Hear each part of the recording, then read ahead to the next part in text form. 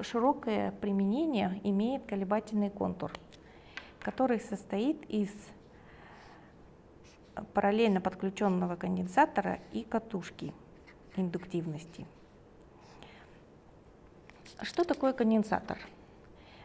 Конденсатор – это две пластинки проводника и изолятор между ними, диэлектрик. Значит, величина емкости конденсатора, она зависит от площади поверхности проводника.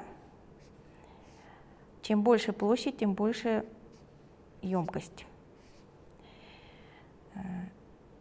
Чем меньше расстояние, тем больше емкость. От качества диэлектрика, какой характеристики диэлектрика, то есть от материала, из которого изготовлено, и геометрических характеристик площади и расстояния между пластинами проводника. Постоянный ток конденсатор не проводит. Если мы подключим конденсатор к источнику энергии постоянного тока, то есть, например, батарейки, вот мы, если замыкаем ключ, в этот момент ток в цепи подскочит до того момента, пока конденсатор не зарядится. Как только он наберет энергию, он перестанет пропускать ток, ток прекратится. Даже на самом деле ток здесь не протекает, происходит заряд пластин, перераспределение заряда между пластин проводника. Катушка в цепи постоянного тока является простым сопротивлением.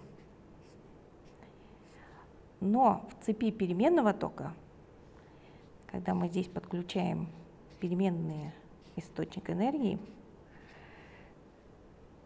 вокруг, при изменении тока, вокруг катушки образуется магнитное поле. Если мы тут еще раз ключик подключим, вот ключик, мы замкнули ключ, у нас возникло магнитное поле вокруг. Это магнитное поле обладает энергией. И когда мы попытаемся разомкнуть ключ, эта энергия вернется в сеть, в цепь, и здесь будет гореть дуга. При больших значениях индуктивности это является проблемой в электротехнике. При активной нагрузке, активная нагрузка – это где вся энергия преобразуется в другой вид энергии. Электроэнергия преобразуется на тепловую, световую. В этом случае у нас ток и напряжение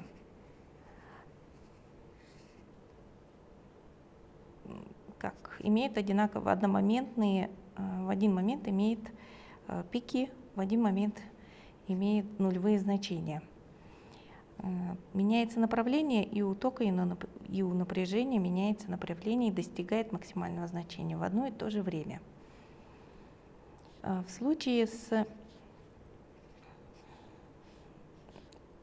индуктивностью увеличивающийся ток наводит и увеличивающий магнитный поток. Это значение тока, магнитный поток, который наводится в индуктивности.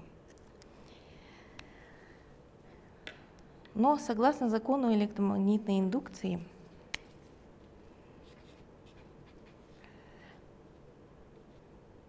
электромагнитная индукция, она противодействует изменению магнитного потока. В момент, когда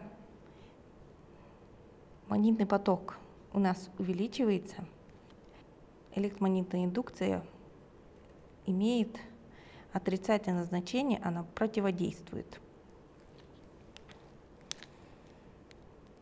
Вот положительное направление магнитного потока и противодействующее ЭДС. Когда магнитный поток вот тут достиг максимального значения и начинает убывать, здесь ЭДС его поддерживает, не давая ему уменьшаться. Противодействие. В момент, когда магнитный поток равен нулю, ЭДС начинает уменьшаться.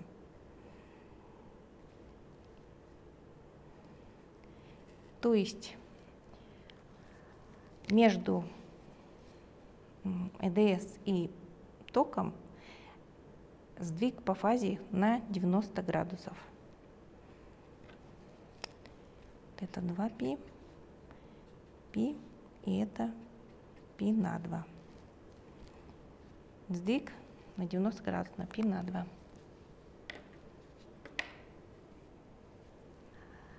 Колебательный контур, который очень большое применение имеет, если его подключить к источнику постоянного тока,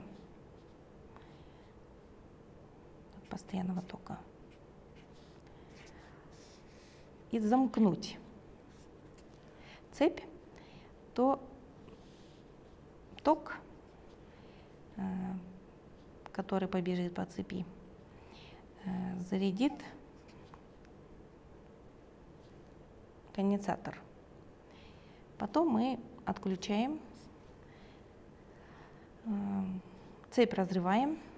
Вот эта энергия, которая она запаслась между обкладками конденсатора, она, не имея напряжения, приложенного напряжения извне, начнет переходить в энергию магнитного поля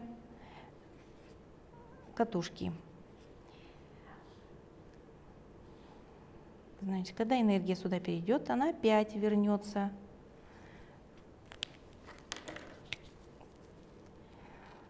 и зарядит конденсатор.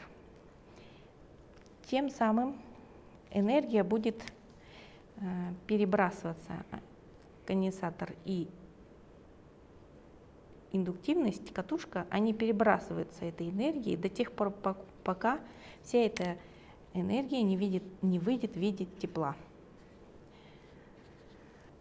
Например, еще применяется колебательный контур в качестве антенны. Сюда подается сигнал, он во вторичной катушке наводится колебания, и вот эти пластинки конденсатора, если раскроем, один конец заземлим, а второй — это и есть антенна.